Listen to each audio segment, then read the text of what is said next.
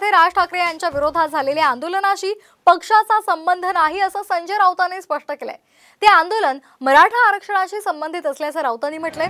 दरम्यान आम्हाला नको भाजप आणि फडणवीसांना धमक्या द्या असंही राऊतांनी मनसेला ठणकावून सांगितलंय।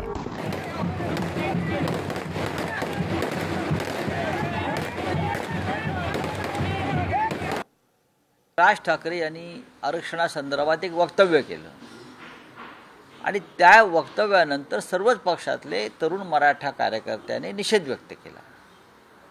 सगळ्यात पक्ष, त्यात मनसेचेही लोक असू शकतात, कदाचित बीडला शिवसेनेची ताकद जास्त असेल त्याच्यामुळे तुम्हाला शिवसेनेचे कार्यकर्ते पुढे दिसले असतील, पण ते सगळ्यांचं एक आंदोलन होतं आणि त्या आंदोलनाचा शिवसेनेचा पक्ष म्हणून संबंध नाही हे मी आता तुम्हाला इथे स्पष्ट करू इच्छितो। धमक्या इशारे देऊ नका, ते भाजपला द्या, फडणवीसांना द्या, महाराष्ट्रद्रोह्यांना द्या। मी माझी भूमिका, माझ्या पक्षाची भूमिका, शिवसेना पक्षप्रमुखांची भूमिका सांगतो।